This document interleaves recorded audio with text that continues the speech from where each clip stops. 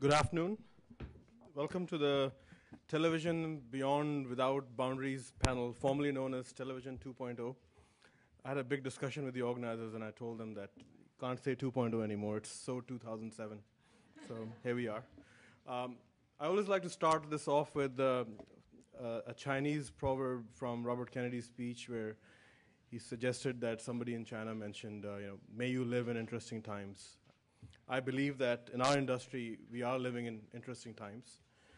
With all the penetration with cable and DBS and different forms of television, we have a lot more in place now. Broadband penetration has crossed 60 million households. Mobile TV has crossed about 28 million.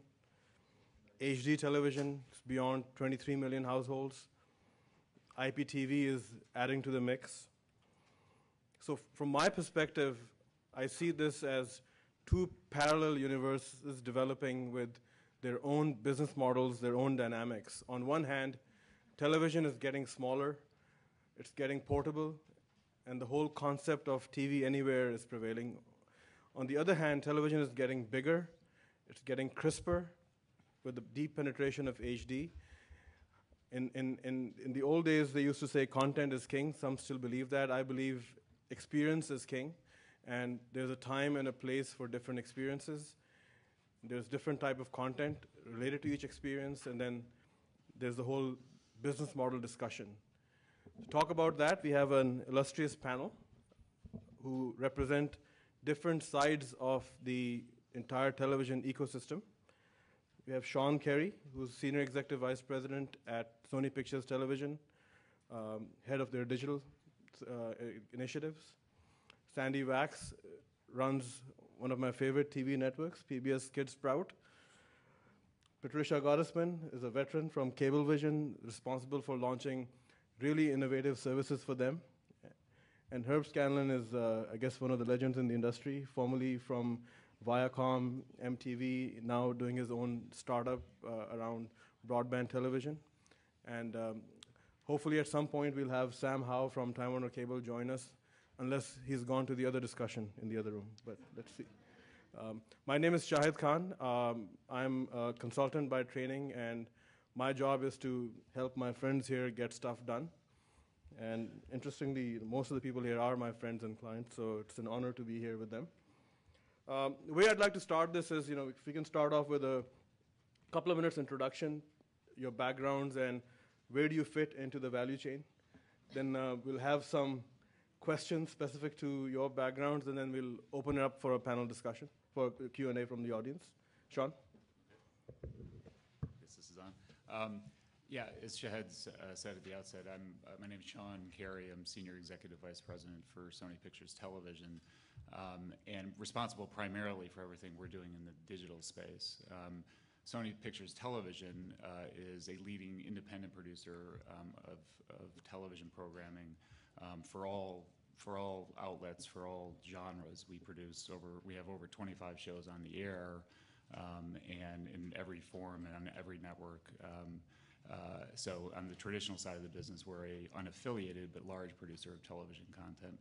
My responsibility is really taking that content and maximizing revenue for that content, current and our library, as well as our movies from Columbia Pictures and that deep library, and making revenue on digital platforms, be it the internet or mobile.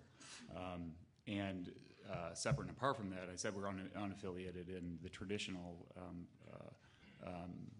form. We acquired a consumer-facing site about 18 months ago, now called Crackle.com, and have invested heavily in producing original content for that, specific for the internet media, in the form of short-form original content that we're debuting there.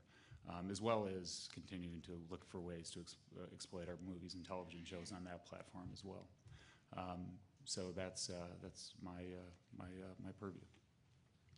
Sandy? I'm not sure where I fit in the value chain, but I'll tell you who I am, and you guys can figure that out. My name is Sandy Wax. I am president of PBS Kids Sprout. For those of you that don't have kids in the 2 to 5 age range, Sprout is a preschool TV channel, multi-platform destination, which is made just for little kids, 2 to 5, and their parents and caregivers. It started 3 years ago. It's a joint venture with Comcast Cable, PBS Public Broadcasting, Sesame Workshop, and Hit Entertainment. And the idea grew out of the observation that there was these great preschool shows like Barney and Sesame Street and Berenstain Bears and Bob the Builder, and why aren't they available 24 hours, whenever and however you want them? One of the reasons I believe Shahed is here, has asked me to be here, is that Sprout entered the network, TV network, and kids network landscape relatively late in the game. A lot of the other kids networks have been out there, upwards of 20 years, and Herb can obviously share his experience on that side.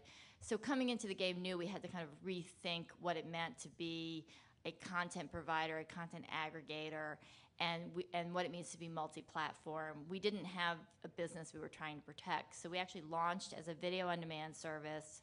We're one of the top 5 video-on-demand services out there, and that's a very strong platform for us. We have a very robust digital cable and satellite channel, and our combined distribution is about 37 million homes right now. And then we recently, in the past 6 months, relaunched our website. And what makes us different, and what I hope we can talk about today, is how we connect those 3 platforms from a user perspective, and as we think about our intellectual property, and turning that on edge a little bit to create a much more interactive, user-generated TV, web, and on-demand service.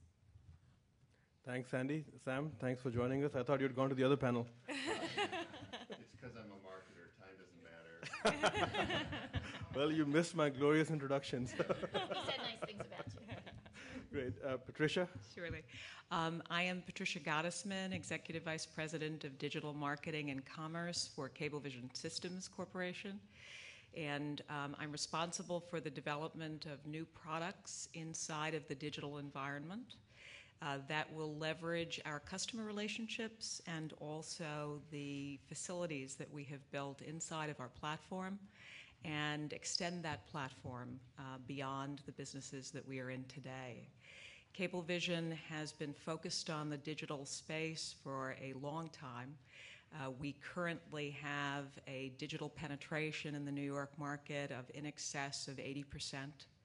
We have a 70% share of broadband and also have right now 55%, in excess of 55% of our customers taking 3 products from us, including voice over cable.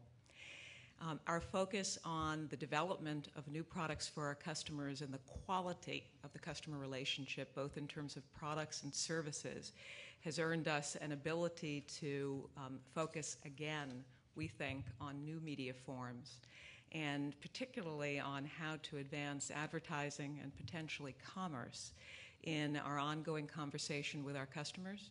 We have a particular interest in inviting other companies to use our platform and our medium to talk to our customers, and we think that our customers have a high level of interest in talking to a variety of different partners, including a broad range of advertisers, local, regional, and national. And that in terms of the value chain, I think that we're focused on the customer relationship in a platform motif that hopefully is extendable. Excellent. Herb, you've been on traditional side as well as the new media side. Sure. Yeah, I'm Herb Scannell. I'm the CEO of Next New Networks, and by background, I was the vice chairman of MTV Networks, president of Nickelodeon Networks for Nickelodeon for 10 years. People ask me often what's the difference between being in a startup or a kind of new media small company and a big media company. And my answer really is that big media really is more about leverage. You're trying to leverage your assets. You're trying to leverage, in Nickelodeon's case, your characters into movies, into licensing, whatever it might be, or leverage your company into a better deal with somebody else. In the new media space, you're in the game of invention. You're inventing new programming models. You're inventing new business models. You're inventing talent. And what we're doing is we're inventing all of that. The company's Next New Networks.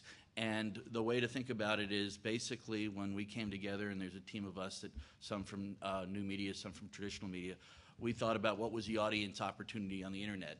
And the audience opportunity, as we saw it, was if broadcast was about broad audiences and cable was about niche, the audience opportunity on the internet was the next level of audience, which is targeted niches or communities or passion groups, people that are passionate about one thing.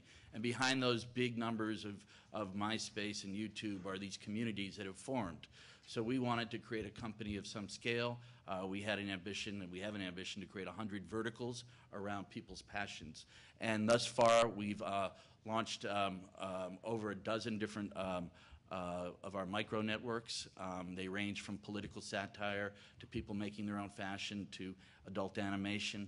And we're probably best known right now for what a character that's kind of popped the culture on our political satire network, who is Obama Girl, who has a crush on Obama that goes beyond a bumper sticker on her car. And she's been a character that most recently appeared on Saturday Night Live. So that's Next New Networks and some of what we're up to. Thank God it's not about Elliot Spitzer, but Sam, timeless comments. So, Shahid, thank you for the introduction. I'm reminded of an Irish toast, which is, here's a man who needs no introduction because he's not here. And I appreciate you giving me one nonetheless, and I apologize for being a little stuck in traffic on the way here. Time Warner Cable is probably known to a lot of you, 14 million plus basic television customers across 5 kind of key clusters in the country, including LA and New York, but also in Rust Belt areas like Ohio and growth areas like the Carolinas and Texas. And I think there are many ways to think about where we're at, and part of it is around an incumbent trying to kind of reinvent itself, I'd say, around a brand that's really meant to kind of say to people, look, you can trust us to bring the right innovations to you in an easy-to-get way, and our brand's the power of you, and that's how it kind of translates when we talk to customers or they talk to us. Some of that begets new platforms or new products, and some of it not at all, and it's just trying to reserve some things in an easier-to-get way. We've talked a lot about Start Over, if some of you are familiar with that, and I can talk more, Shahid, in a little bit, but kind of in the old way, we're returning some control to the thing that's just on the wall or getting bigger on the wall, and that's the television set. Start Over is now in 2 million of our 14 million homes. It would be available to every digital customer, about half of those 14 million, when it's fully rolled out later this year. And we love the usage stats. It just keeps coming back to us to remind us what people are after, which is not necessarily a complex DVR, but something that's push a button, start the program over, I'm 10 minutes late, and the usage stats really speak to what people are after. 60% use it 7 to 8 times a month. And anyone in any media kind of venue would be happy with usage that way and frequency that way. But we're not talking about advertising, but it certainly seems to suggest some place we're going with customers, either reinventing old platforms or spawning brand new ones altogether. So I'd like to spend a little time talking about some of the old stuff we're doing, perhaps that looks new, or the new that's trying to help the old get better. Thank you. So all of you represent different sides of the TV landscape. Would love to get your perspectives on where do you see this going. We talked about TV getting smaller and then TV getting bigger. We talked about different demographics and what the appeal might be to them. Would love to get your perspectives on that. I guess we can go across. Sean? Yeah, as you sort of laid out your opening comments, you made the comment that experience is becoming king as opposed to content. I take a slight issue with that in the sense of content's always in the center of that experience. Of course, you run the content company. Exactly. So as a content provider, I'm thrilled. I mean, I'm thrilled with all these new developments in different experiences that are being developed on each and every platform. And our expertise as a producer of high-quality entertainment, producer and distributor of high-quality entertainment, positions us well as all of these experiences develop. So we'll continue. We already are, and we'll continue to make content specific for each of those experiences. An example of that is, we noticed, not noticed, it was an obvious trend of people wanting snack-sized type entertainment. And we also wanted to exploit our vast library of television products. So what we did was go back in our library of television shows, a lot of which are nostalgic in nature. I mean, brands that many people grew up with, Different Strokes and Charlie's Angels and Starsky and Hutch, and went back and instead of distributing those episodes in long form on the web and on the mobile platform, we cut them down into 3 to 5 minute minisodes. And the minisodes are all have a beginning, middle, end. You don't miss any of the stories, shockingly. And it has a sort of, especially on Charlie's Angels, by the way. But it's an example of taking what we have in our expertise. In that case, it was our asset being the library, but in other versions of this will be our expertise in producing content for an audience and a specific experience, and developing a new business model around that. So I think, from where we sit as a content provider, the more and different and available experiences that we can produce content for, I think we're well positioned to succeed. Okay, thanks. Sandy? Well, I'm going to argue with the content is king thing a little and just say, for me, and for those of you who know me, my background is in research, so this is not going to be surprising. I think the consumer is king, and it's really trying to figure out, I mean, how cool is it to be able to go back? Can you imagine if you could start over things in your life? That would be fantastic. You know what I mean? So things like start over that give you that control, we can start again, or you can take it with you, or you can, parse it into smaller digestible nuggets. These are all coming out of a consumer need to both organize, access, and take part in this entertainment vehicle that we're calling television, but it's becoming much more. An example of how we look at that, even going down to the youngest kids in the house, and kids are obviously where they don't know boundaries. They don't know that you can't just pause live TV. They ever since they've been there, you can do all these things, which for us, we used to have, God forbid, get up and walk across the room or something crazy, So for our audience, which are the 2 to 5 year olds and their older brothers and sisters and their families around them, we kind of really see the need to, everyone's talking about user-generated content and taking part in television, and we think that can extend even down to the youngest kids. So what we've recently launched is a live weekday morning show for preschoolers that we call the Sunny Side Up Show, and it's kind of like Good Morning America for little kids. And kids actually send it with their families. I mean, 3-year-olds are online, but they're not really typing words. They're not that accelerated, except for, I'm sure your kids are. But, we ask kids, what's the weather like where you live? And we find out in Long Island it's snowing, and they email into sproutonline.com, and then we have this, it's kind of a barn. We have a toaster where it pops up that Billy says it's snowing in Long Island, and then they send us jokes, and if someone in the family has helped out, we give them a good egg award. We have a lot of egg analogies on the Sunny Side Up Show, as you can imagine. But what's kind of really key here is it's taking a classic idea of morning television, hosted television with a puppet, chicken puppet, eggs, and a real person. And I think in our generation we were tracing things on the screen. This takes it one step further. So these aren't really new ideas, but translating them by what the technology allows, going back to that fundamental consumer need of wanting to take part. So I think it's kind of a focus on, what does the consumer want to do, and then what does the technology allow us to do around that? Patricia, let me guess you'll say platform is king? I'll say the size of the screen doesn't necessarily matter. But what may matter in terms of experience is an understanding of some of the historical models that have worked for the medium of television. There have been 3 that we look at and try to build our own sense of an ROI from, and those are broadcasting, which invented its own form of television, completed the device with content that was completely original at the time, and then took the important moment to decide that it also had to own distribution, both content and distribution through the affiliate system. The second industry model in terms of success is cable. Cable changed, particularly in niche categories, the nature of television in news and in sports and in the arts, actually, and reinvented content and owns both content and distribution, and has been able to be an extendable or extensible model as a result of that. Finally, as an industry, the web, which now has a couple of very important innovations that are touching television.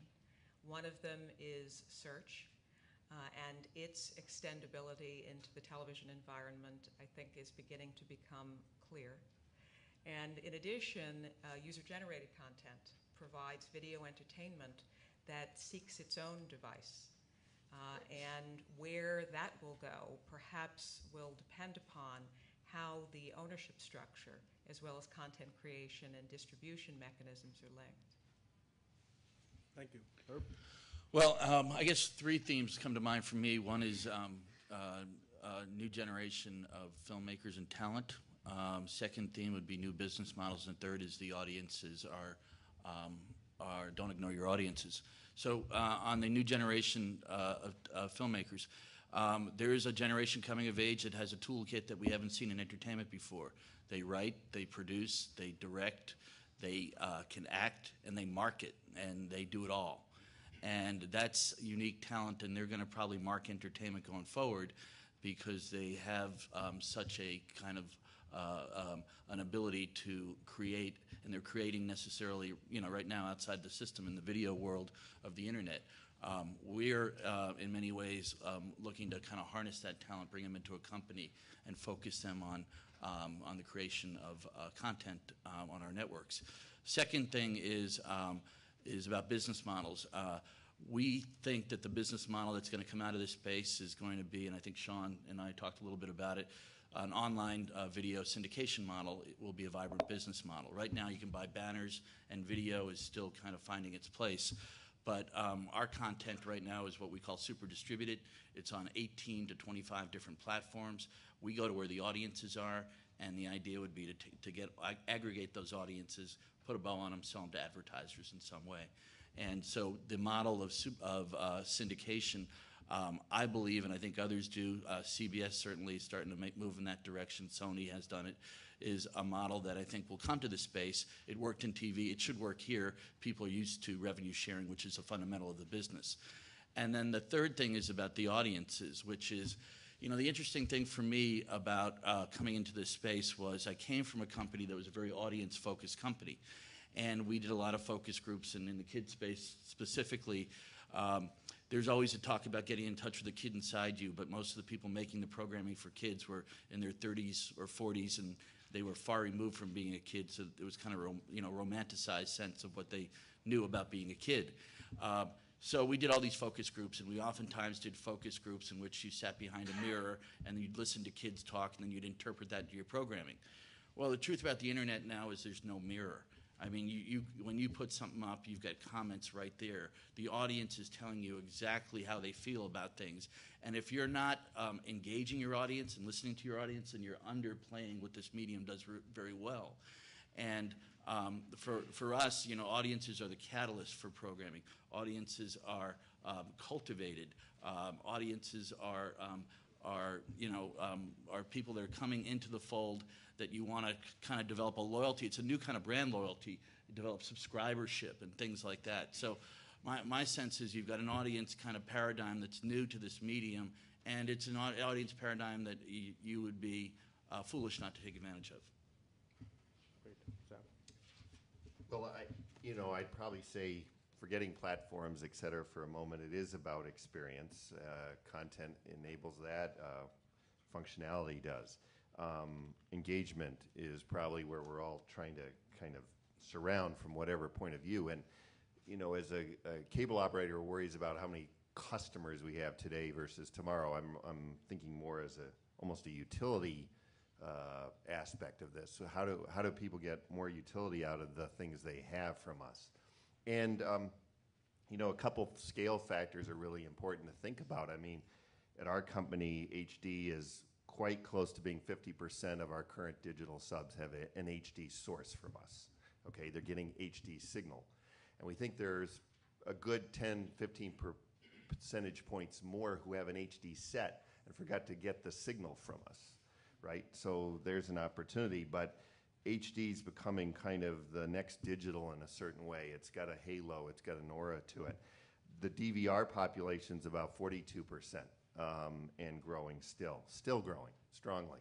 And then if you add in features like Start Over, et cetera, suddenly you've got a different TV environment, and it's still the old platform, but people are engaging with it, experiencing it in a different way, and really demanding that experience be more fun, easier to manage, but it's still somewhat the same experience they've had. So I'm not too worried about content, because I'm going to rely on some folks down the table to think about that more, but also figuring out how to make sure when they think about keeping a utility service to make this all work, that they don't have to think about it too hard. It is new, it's innovative, but they didn't have to think a lot about it. We kind of coined that as enhanced TV, and if you need a platform, that's our platform. We're talking a lot about how do we really bring features through HD, Start Over on HD, VOD in HD. All the things that are enhancing are also HD features, and sort of mixing them together and making sure people understand that the replacement technology you're putting in your home, this thing called HD, we don't think is, a premium service. That's what you regard as a replacement television set, but you're expecting more from the experience, and we'll be there to make that experience come alive for you. And it's not more complicated than that. Now, I'll talk about Project Canoe in a little bit, more a different platform, and trying to get it to be much more targeted and for advertisers. But I think at the root, we're trying to make it simpler for our customers, not more complex, and just be alongside them as they change what they're doing. Thanks for agreeing with me. Mamoon's falafel on me after this. Sean, I guess as a content creator, content provider, you have great library, great shows, Seinfeld, and you're also experimenting with brand new content, with the new creators that are emerging. How do you see this as an opportunity? And you talked about this, but there are all of these different platforms. What exactly are you doing as Sony and Sony Pictures Television to take advantage of the opportunity? Well, I mean, as I sort of said, we're looking at all the assets that we have, and those assets, to bucket them broadly, are our television and film library, and packaging and repackaging that the way we have done when cable came online, when syndication came out, when all the other media came online, and repackaging it in a way to sell it again to the consumer. And then looking at ways to create new types of content. The minisodes I mentioned is an example. And then I guess the other asset, the other expertise that we have, and again I alluded to it in my opening comments, is our ability to produce high quality entertainment for a specific audience. So in this new age, that can mean producing high quality short form video that debuts on the net, and that's the net or on the mobile platform, depending on the type of content or the audience, or both. And so what we're doing is investing the same way we've invested over decades and decades in producing content for this new media. And in many cases, those investments may not even make sense on their face. I mean, the model of generating sufficient return in a initial window of distribution on the net for a short form piece of content that costs, just to pick a number, $15,000 an episode, which is a lot for this medium, is a difficult, and I think Herb would agree, a difficult business model to turn an ROI on today.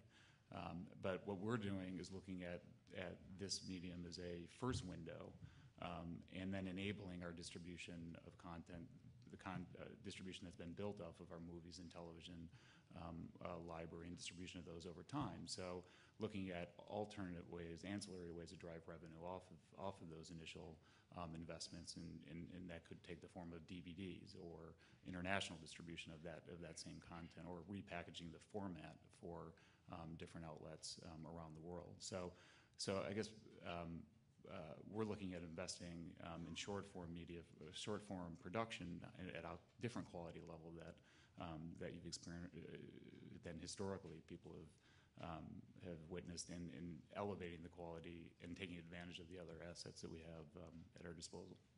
Great. And you're also doing a lot on mobile. You're doing games and applications and different networks. Do you see that as a viable platform going forward? The mobile platform? Yes. Yeah, yes, absolutely. We've been, my division's been a big believer in the mobile platform for long form video. We were the first to put movies on memory cards to enable people to watch movies on their handsets. We were the first to enable a VOD service. This one happened to be in Italy for movies on mobile devices, and the level of viewership in both those instances has been very, very surprising to us. So we're big believers not only for what people would normally think of as content for that medium, i.e., short form clip type of content. We're big believers in long form content for that medium as well. Thanks. Sadie, as head of a network, what do you think is the role of a network in this new world? What does network mean? Well, it's kind of got two meanings. I mean, one is, a network traditionally, is kind of aggregator, puts things together around an identity or a brand.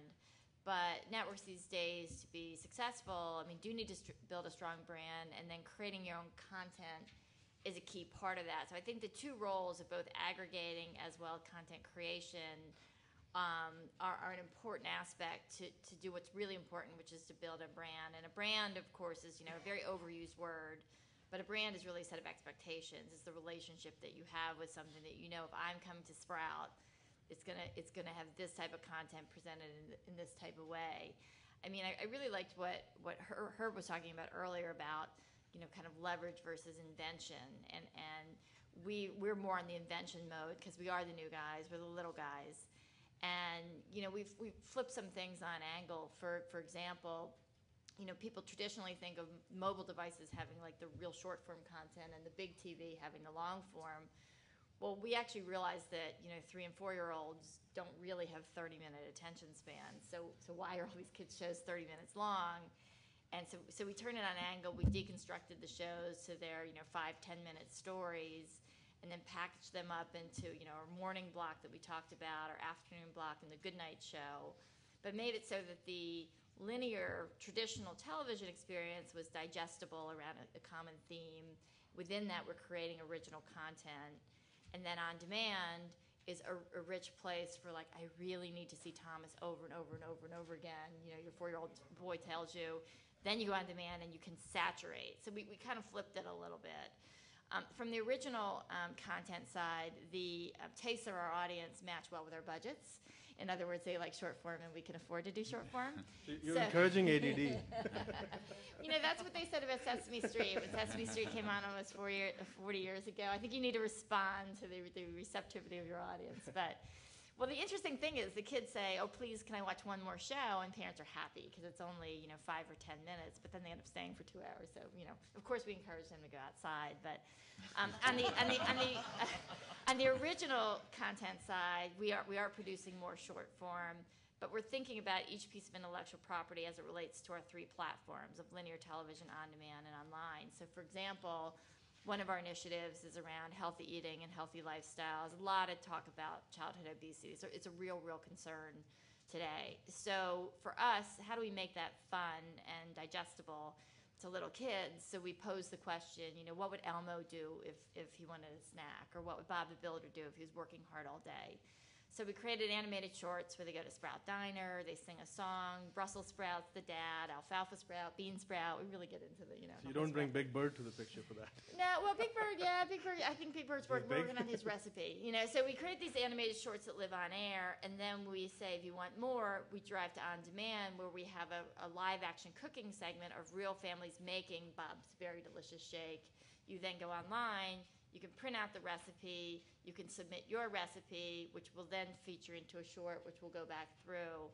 and hopefully eventually we'll get onto a mobile device, so when you're in the store, you can get the ingredients. So it's kind of taking an idea like what would Elmo want to eat, and then how is it going to play out on demand, where you really want to see the recipe versus an animated short on air. So we're thinking through those kinds of things, because we really, we're ad supported across all 3 platforms. So we are really agnostic in terms. It's not like we're cannibalizing one, we feel, even if you go to another. But do you see any inherent advantage or disadvantage of the different platforms that you're on? You started off with on-demand, then you got linear, and now you're on broadband.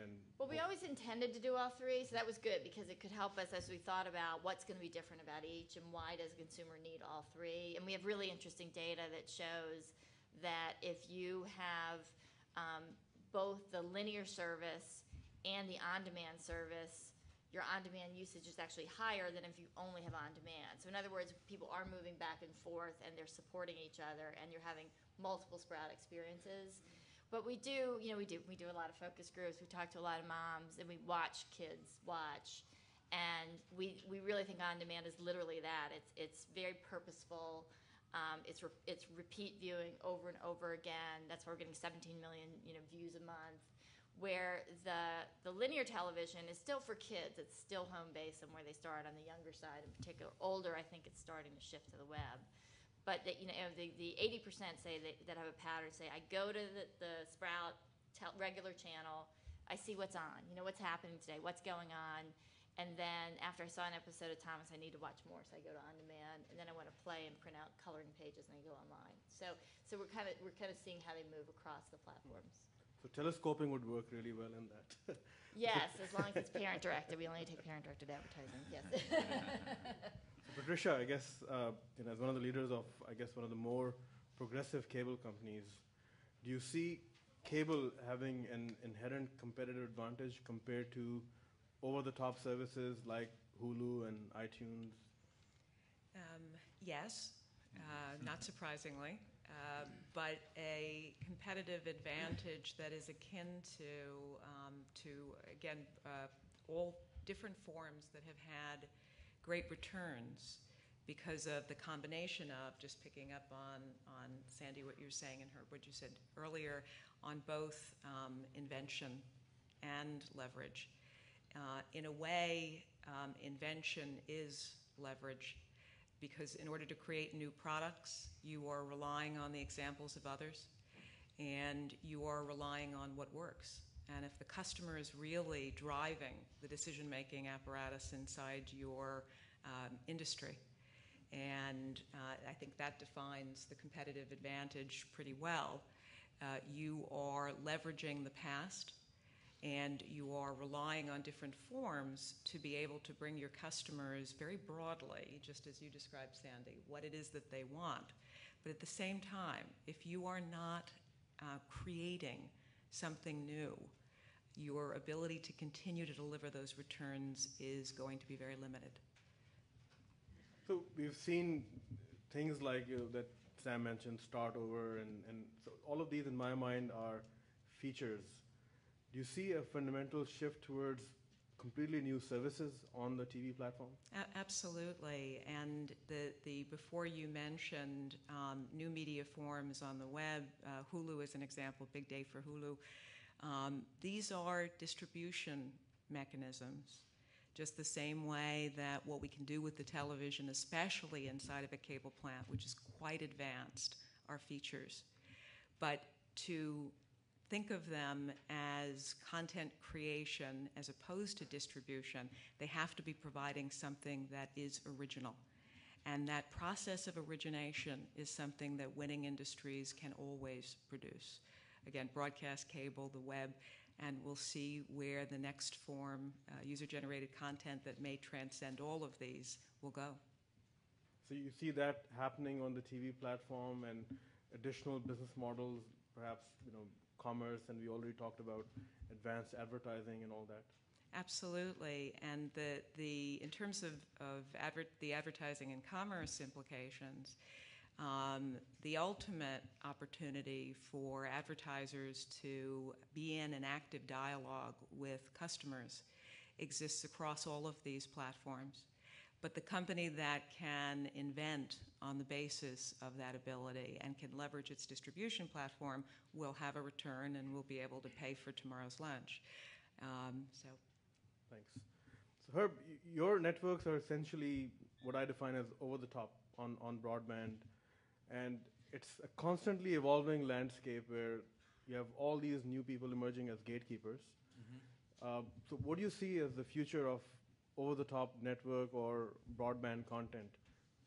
Well, I never thought of it as over the top. Well, I think what's emerging is, as I said before, I think that there's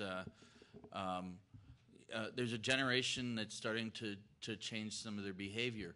And, I think the Times yesterday called it TV without TV. Those that have offices, I'm clearly the oldest guy in my own, well, my partner's older, but I am one of the old guys. And you see the beginnings of people that don't have cable or satellite that are starting to get their information and entertainment through the internet and connecting directly to the TV. And I think that you're going to have, there's fundamental shifts in behavior of people.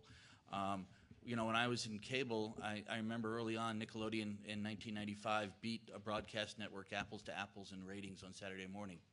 I mean, apples to apples, a cable network beat and I thought, well, this is only the beginning of what will happen, because there's the multi-channel generation that starts with Nickelodeon, will flow to MTV, will flow through, and now you have things like FX and you have TNT with dramas, and it was only a matter of time before that generation grew up without a bias that the big four were big, right? They weren't big. So that generation had a profound effect and continues to have a profound effect, so much so that people like Sony probably are making more programming now for cable than they are for broadcast. I think there's a profound effect that's going to happen on this generation that kind of comes of age, that is thinking about the internet as their first place and TV next for entertainment and information. They're going to come in and they're going to immediately go to the internet and start to use that and make an experience that's more and more about what they care about. And so, where we fit in is we hope to be part of the things they care about. We hope to have enough kind of content that focuses in on the things that people care about, and that we become one of the selections. If you look at the world of pop music today, it was only like 2000 or 2001 that NSYNC sold 2.4 million records in their opening week, and now you're lucky to get 200,000 records to be number one. And and the big artists like Jay-Z opened to 300,000 records. That medium has fragmented, because now the world of music is really kind of, you can blame record companies for a lot of it, but also people's choice is really, come into a different way that they're using their media and they're selecting media. So much so that bands play at Madison Square Garden who I've never heard of, and it used to be that you knew all the bands that played at Madison, but they've developed their loyalty, they've developed their communities, they've developed their fan bases. So I think that's where the media starts to go, and we think of ourselves as part of that movement. So, with cable, you have, 300, 400 channels, and now virtually thousands of channels on broadband. And Sean, I always love the Seinfeld thing about, how men don't like to watch what's on TV. They want to see what else is on TV with the remote control. So from your point of view, Herb, how does one search and discover this content? Well, I think the way you do it is, as I said, you really, I think in 2007, the days of being a destination are probably behind us. You have to go to where the audiences are. And so if you think that if you just build a destination, they will come, I think you've got to go to where they are. The real effect of YouTube, I think, was twofold. One was, yes, it democratized video, but what it really did was made media and video portable. And despite all efforts of major media companies to try to contain that, the cat's out of the bag. So people get their video and they can just take it and bring it anywhere. So our point of view is go to the audiences, aggregate for video. We were just talking before, the people go to YouTube for video. There's a lot of people going there. And so get your video in front of them. And then there's a whole way that you work the system to get yourself more prominent and the like, and so forth. So similar question, Sam, for you as a marketer, and it's very confusing as, I guess, an over-the-top consumer myself. But like, for example, Verizon launched VCast Mobile, which is their mobile offering, and then they launched VCast, which is their mobile offering, and then they launched VCast Mobile, which is their media flow offering. As a consumer, I don't know what's the difference. So as a marketer, how do you make it simple for the consumers? How do you help them understand which set of your features is relevant to what they're trying to accomplish? Well, I think the challenge for all of us, all of new media, is to try to figure out what's relevant today, and what's going to be relevant a little bit tomorrow, and then beyond. So we're all trying to imagine an endpoint that looks pretty vague. We worry about business models, and so I'm not sure I can solve the confusion, other than I love the notion that we have a leverageable base in cable, and whatever innovation you can create today that's suggestive of where you think you're going is a good business model, or it pays your lunch today, or actually springboards you somewhere. So I think the way I'll extend sort of talking about all those features a little bit out, maybe to where you would like me to go. I'm not sure it's totally satisfying, but the number one wireless, and we've dabbled in wireless, and we've had a partnership with Sprint called Pivot and with some other cable companies.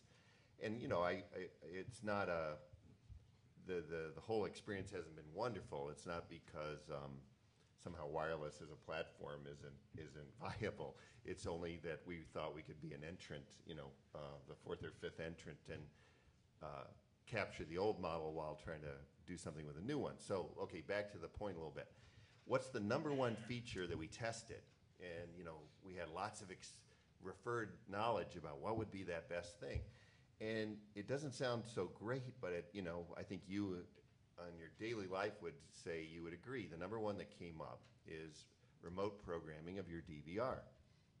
So it's kind of a today thing, extended a little bit. So again, I'm not going in the content space. I'm talking still around control a bit of the thing that you still love a lot, which is the hanging on the wall. And we're going to widgetize it. Even if we can't be in wireless, we're going to have it as a widget. You can be able to access it in a platform, get it activated in a sense, and have it on your phone. And it is great because it looks like the thing that's on the television set that's the DVR. It's just move your cursor up and down on the shows and hit the enter button, and it's ready. It's going to happen. And we've got that actively working now in a couple places, and we hope to push that out more. So it's kind of, I don't think DVRs are old technology, but they kind of are becoming it, or at least at scale. And so I think we're trying to figure out, well, what's the next thing? Just a little out on the edge a little bit without losing people or making it immediately relevant. We're less burdened thinking about content in our little world of Time Warner Cable compared to some of others, or others in the wider Time Warner family. But I think things like that are going to kind of push you out more and make you then start to think about the next thing, which is something about measurability and who's doing that, and which shows are they DVRing remotely? Is that different from something else? And partnering with people who want to know those answers, not necessarily ourselves. So is the Marcom strategy fundamentally different given the evolution? Yeah, I mean, I think it's subtle perhaps, but I think I'm trying to wrestle internally with the utility concept, which is, you have to embrace the innovation that leverages your base and decide to do something with it, and get people to embrace that we're creating these experiences, and that is our discernible brand difference, and there is an expectation that exists. I mean, we're actually seen as more innovative, whether it's Time Warner or probably more so with Cablevision and Optimum, as being innovative. That is lent credibility, believe it or not. So it's an expectation, actually, I'm trying to urge people that we have to meet. It already exists because we've been doing things like, one price phone, and we launched high-speed data, and it's called Roadrunner, and people like that, and it's stealing share, a lot of share, and so I guess the hard part is everyone thinks of them as features and not as experiences. So we're trying to make them experience-based, and what's it like wouldn't you like to program when you're out of the house, as opposed to saying, hey, here's a wireless phone with this great stuff on it, and that's just a yawn right off the start, because like I have a wireless phone. So the context has to change, and that's the challenge for the marketers, and make the love come up a lot more around these experiences. So it's a work in progress. It's not done, and I think we have that all to do together, whether we're creating content or the utility of bringing it to people is try to make people think this is highly relevant and not too far away from what they do today. We talked about business model earlier, and there was this big article on Project Canoe. It's finally been outed. Can you tell us a little bit more about how does that impact the today business model of cable MSO? Sure. Well, Project Canoe, as some of you may have read this week, is a consortium of some cable companies looking at and understanding that the ad market, is moving to much more of an internet-based kind of environment where you have much more sense of who you're targeting and trackability and where did they go after they left a website. Well, that has to apply to a large measure, and that's what we're all trying to work out on television or many platforms. But certainly the burden is to make it come alive in television. The experience has to be there for the consumer, meaning being able to find content, select it, but also helping our advertisers, make it useful to them, or programmers to make it useful for advertisers. So Canoe is about creating a platform that's common to cable, that has a certain uniformity that every advertiser can expect. So they're not going to approach Cox Cable and get a different kind of TV targeting platform versus Time Warner Cable. That it's highly measurable. In other words, it draws on lots of data, not just where was the last show they viewed on another channel or what kind of show, but maybe what were they doing on the internet also as a subscriber, and can we cross that to some of the TV viewing? And the real thing that Canoe's trying to deal with is the weight and volume of the data. This is not just creating a little database and kind of mining it occasionally. This is this behemoth that has to be figured out and aggregated and standardized. And so Canoe is probably no more complicated than that, is an effort to kind of organize around a common platform for the benefit, yes, first of advertisers, to deliver the assured things advertisers want. Common measurability, a good, reliable data flow. But I think the real promise of it is it'll exude data that makes people think about programming differently, about creating content that's more interesting. Perhaps we'll suggest some content isn't very interesting and maybe doesn't have its place. So it'll perhaps, I always say it's going to be a little like barcoding in the supermarket. When barcoding hit, suddenly Kraft figured out, and the grocery store figured out first, that some of those things on the shelf weren't selling. And so the store started changing, and what got sold got more robust, and I think you saw a lot of product proliferation that was very interesting, and everyone benefited from greater measurability and a common approach to it. I have a question about that. I'm curious about the Project Only Canoe. I'm allowed to ask questions. Pardon me? Yeah. Yeah, I'm impartial, so I really don't have an opinion. But isn't Project Canoe about, wouldn't you be competing against the programming services on a national basis? The footprint pits a national footprint against the same footprint as the programming services. And how's that going over?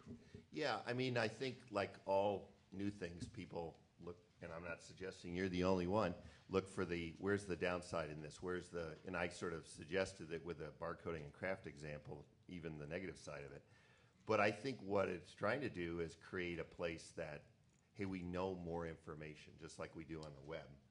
And therefore, audiences and content opportunities get richer, I think. And then, again, I don't think the barcoding's inept as an example because, for instance, you start to see proliferation of aspirins and, more segmentation against things that were common and good.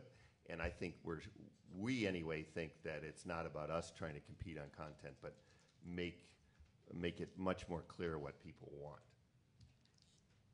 Let's And- take some questions from the audience, please. I'll stand up just to be heard. I'm surprised we're halfway through this conference and I haven't heard anything about interactive television.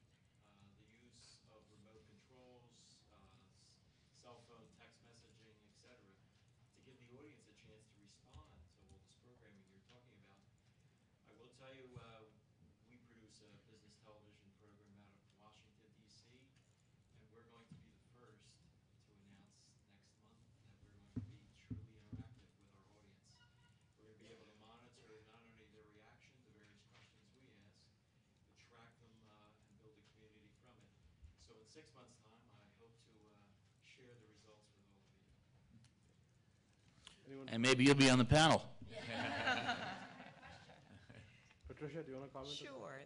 We so glad you mentioned interactive television specifically. When we think about interactive television, separating it from the industry, whether again now it's cable or whether it's the web or some combination of the two, is difficult to do. Interactive TV has been a great idea, great opportunity, looking for a business model for a long time, and hopefully you have it. And we think we might too. We think that there are ways that we can work together with a variety of partners to both entertain our audience and take advantage of the enormous power of television itself, and at the same time enable an interactive experience, what you were saying, Sam, that is transcendent in some way. And when I say transcendent, not meaning to be overly romantic about the idea, but transformative in terms of creating a new content form that then again can be redistributed, which in the end is what all of us are doing. So would love to understand more about what you're doing. Other questions? Yes? How is Canoe going to deal with the aversion to spyware? I don't know. It's too early to say. Maybe you ought to say more what your question is. I kind of think I get the connecting point, but Well, if you know where I am on the internet, if you know my address, my phone number, and so on, Right. We're getting deeper into my psyche than ComScore is when Yep. I'm just an anonymous panel member. Yep. So the questions around that broad notion of privacy and the brave new world of more measurability and understanding what people are up to, and how will consumers feel about it? And Canoe certainly tries to move towards that, but I would suggest so many things, Google, others, are all in this space and raise this question. And let's be honest, the question's not going away. The government's going to get involved with it. I have a better than a sliver of hope, which is if people, let's think about how people use the internet, especially what millennials, how they react to it. If it's authentic, if it's fairly honest and open, and if it delivers results, most people will accept it. I think if they're the coming generation and they're more and more going to be the people using it, if you don't get too creepy and you're pretty open about what you're doing, I think there's a really good hope that people go, that's delivering what I want. You're there with me. You reacted to what else I did. I have confidence that you're not selling me off cheap, but you're actually making this a better experience. But the brave new world is if we blow that, we've blown the whole thing. So it's a great question. It's going to be there. Government's going to get involved. That's a little scary. And we have to figure out how to make sure we don't blow it along the way. Sam, if I could, just to add a different but complementary a way of thinking about the future, the recommendations and opt-in opportunities where customers know exactly what is happening may be the very obvious and comfortable answer to what you're saying. I don't think that any business would feel comfortable saying that one of its core values is to get inside of the psyche, unless it was inside of the psyche in a way that enabled us to invent again and provide more and better products. So undoubtedly, the best intentions of anything that we might do in interactive are ultimately going to be with the consumer's involvement. And if it's not with the consumer's involvement, then it probably will not be well regarded and will not be used. You're all looking at it from different vantage points, but this whole notion around convergence, so when broadband and TV and mobile, all of these devices truly converge, just let's say, fast forward 5 years from now, what kind of services do you see coming out for customers, Sean? I can't think 5 years ahead, to be honest. I mean, other than I think we're seeing the beginnings of it now with things like Sprite, things like FearNet, which we haven't talked about, which we're a part owner in, and that's enabling different experiences, to steal your word from the beginning, for each of those screens, but a consistent experience that enhances the brand value for the consumer across all of those services. So let's talk about FearNet. It's the first, I guess, non-linear network that was launched. And it started off on VOD, and you have mobile, all of these different platforms. Is it really going towards a converged experience across different platforms? Well, I think it already is at some level. I mean, you can watch, in the consistent theme you'll hear in some of the things that I've talked about today is full-length content on these various platforms. You can watch full-length horror movies on fearnet.com. You can watch, in addition to short-form content as well, it is one of the top 5 VOD services on Comcast. And again, because it's taking content that people want to see on the television screen in that instance, and just making it available on demand. So I think it already is at some level a multi-platform experience that will obviously evolve as the experience evolves that we've talked about today. Okay. Shad, The economics of the new economics, Sean and Herb. I mean, I think I heard you say that there's $15,000 coming in on a 2 or 3 minute mini-sode. That doesn't sound like it's going to produce a great revenue stream and a great business model.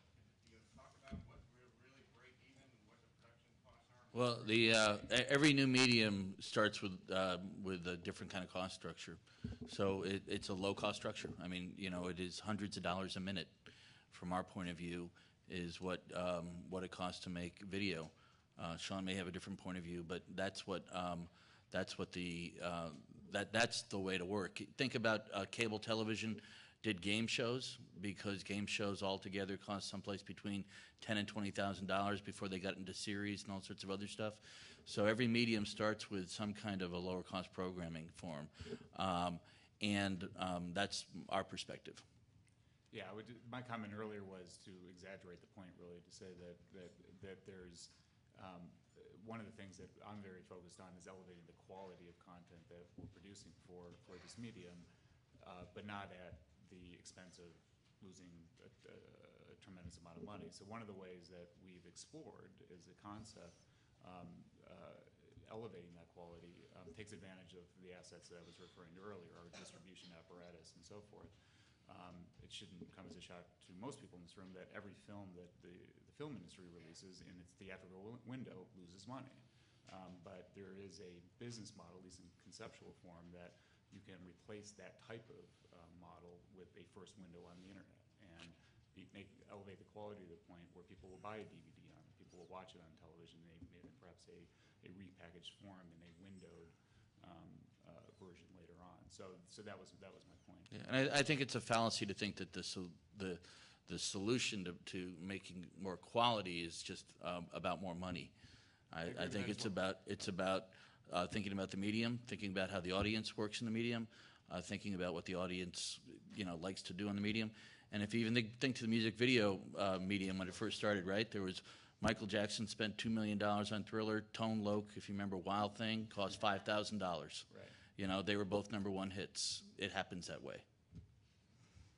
Sandy, you had a comment earlier. Oh, I just think you were talking about converged media, and that kind of in my mind makes it seem like, all the devices get simplified into one, which, it sounds like it's just going to get more complex to me. And that, you're still going to need your big TV and your little screen, but it's more, I would think, kind of like related media, like the idea of being able to program, from your laptop, program your TV, and from this move to that. So I think sometimes we tend to oversimplify. We think that it's all going to distill down. We'll just have one power cord plug in to carry it. I think it's just going to become more complex, but it's kind of thinking through how things work on each and how they talk to each other and how we move people across them to have a better.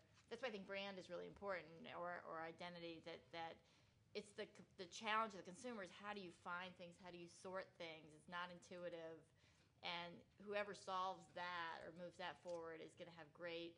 The kind of accessing, sorting is going to have great power in this because it is over. I mean, I don't know if you guys have spent any time on YouTube, but there's a ton of stuff that's unwatchable, and then you find things your own way. But it's really difficult to navigate this explosion of options. It's very depressing. No, it's I'm I sure think Steve it's an Jobs would disagree with opportunity, you. an opportunity for Time Warner, for Cablevision here, because there's a lot of power in being able to. Help you figure out whether it's intuitive from data that you've got or through other ways. Absolutely. Patricia, Sam, do you agree with Sandy, or do you think it's going to get more complicated? I guess my point of view is it will be complicated, but at a rate of speed we can manage. That's optimistic. And in terms of media forms that might not operate dependent on the size of the screen, and where the future may be going, I think that we would agree very strongly with Sandy's point about navigation because it's essential. And the example of search is very clear and very vivid economically. And in addition, on the invention side, user-generated content, again, Herb, as you were mentioning, the economics of it are very interesting because as much as you can't build a business on anything that easily when the cost basis is low, you can build a business over time. And what that business is and what forms it will take is something that we have a lot of interest in. And also, in terms of leverage, I think we would see the future as very much including reinvention. And who knows, it may be time for the renaissance of something as simple as the home shopping network. But when you talk about experience, I played around with Apple TV, which is really, really cool. We have Sony PlayStation, we have Xbox, and with OCAP and cable cards, all of these devices are trying to control the digital home. You have cable cards built into the TV. You have TV sets, Bravia, with their own wall gardens, and now the game consoles and other boxes are also trying to control. So what do you think is the future of this whole concept of digital home, and who do you think will win? John. This question for me. Who do I think will win? I think. Don't say PlayStation. Yeah. Well, I mean, to talk about game consoles will make it more generic, at least at this point. Have an attraction from again, pulling it back to a content provider standpoint, just from the sheer volume of their installed base. I mean, there'll be appliances connected directly to the television set that have network access that provide a platform and a platform of sizable scale for us to deliver content to. And perhaps that content, going back to some of the comments I made earlier, will be made specifically for that platform. Or packaged in a way that's specific to that audience. But I think game consoles is a major player in the digital home going forward for sure. Comments? Is the set-top box dead? Could be. I go back to your root question maybe about winners and losers. I think this again may be too philosophical, but this kind of environment is going to require more collaboration, I think, than we think. We look for a winner, someone to come in and dominate the space. It doesn't seem to be happening. Yes, we can point to plenty of examples, but I just think that there may be someone who's got the upper hand. But when we think about Google, it's sort of platform agnostic. It's like last year or maybe this year we're still talking about them as dominant because You have an ad serving model that looks good. So I'm not sure what kind of wins. What we know is, and I hate to revert to the beginning, but is, we all have a responsibility to create this experience. And I think it just feels like we're going to have to rely a lot more on partnerships or competition that are friendly, or however we say all that, to make this work. That seems really apparent. So I don't see a winner. Patricia? In terms of where all of this goes, I don't know that there's a winning device. I think there are many great devices. I agree, Sam, with what you're saying. I don't know that there is one winning industry. There are probably several. At least that's the model we know today. And in the end, in this discussion of all of the devices and how we get wired or wireless, why not focus on selling more consumer electronics and more content? It certainly is good for the economy, and at this moment in time, something that probably is going to inspire some progressive movement on the part of a bunch of companies that should be very promising. Any other questions from the audience, please?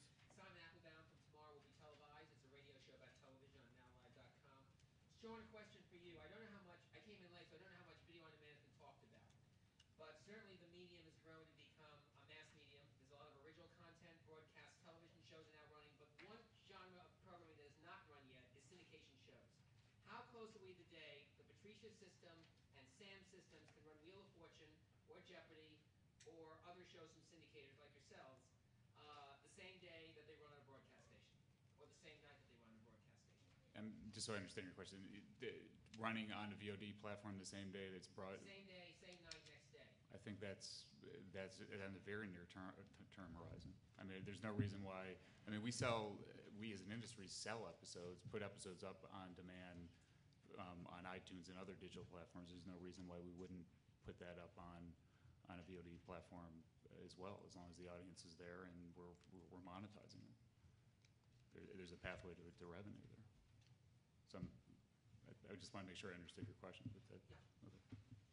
Okay. Patricia, Sam, do you have any feedback about that? Have you talked to syndicators like Stone or Warner Brothers or 20th Century Fox about running syndicated shows? I know that there was a story earlier this week that TV One has gotten rights to Divorce Court, and that they will run on VOD through TV One. In other words, you have to buy through TV One to run Divorce Court on VOD. We talk to potential partners every day, and Simon, we love what you're saying, which is make the experience better for customers and enlarge choice. And we also agree that it's moving, that the industry is moving in that direction, but can't give you a specific for obvious reasons. I have a question for you, Sean. You mentioned that, I assume it went on Sony Crackle, that cut up the nostalgia content into 3-minute pieces. Sure, the minisodes. I'm wondering how that performed against, or even if it performed well standalone, against the original content that may have been around the same time frame. Sure. One clarification. It was on Crackle, and picking up on something. I'm sorry. The question was, how did minisodes, the 3 to 5 minute versions of shows that I alluded to earlier, was that on Crackle.com, our own consumer-facing site, and how did the performance of that? How was the performance of that relative to original short form? So a couple of answers to that question. One is it absolutely was on Crackle. It actually debuted on MySpace in an exclusive window to drive a lot of marketing promotion around building that brand. MySpace has a lot more eyeballs than Crackle today.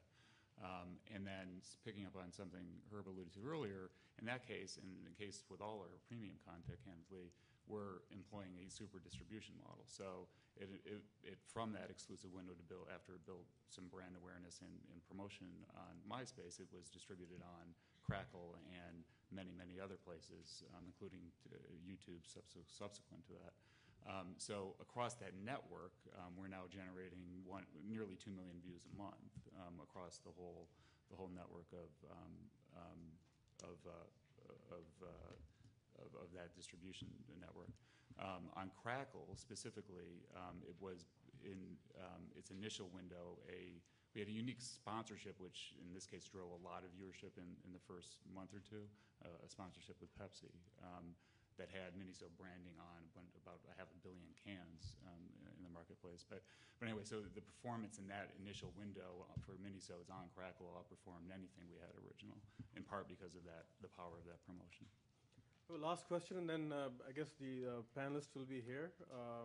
Can I have my one more question, and then so Facebook and these social networking platforms, they're essentially trying to compete with the internet, and they're emerging as a platform in my mind. How do you see them? Do you see them as marketing platforms or content platforms or both? Question to the panel. I'll take it first. I mean, I actually view MySpace and Facebook very differently. And I guess to your point, I view MySpace as a content platform that clearly becoming very focused on aggregating and distributing video, and Facebook more as a utility for communication, which content will have a place in, but won't be necessarily the driver for. Usually for Sprout, we don't look at those so much. I will tell you my statistic of the day, where we just started putting Sprout content on iTunes, and we view that purely as promotional. You know, Sprout, we're about driving distribution, and I'm trying not to look at Sam and Patricia when I say that.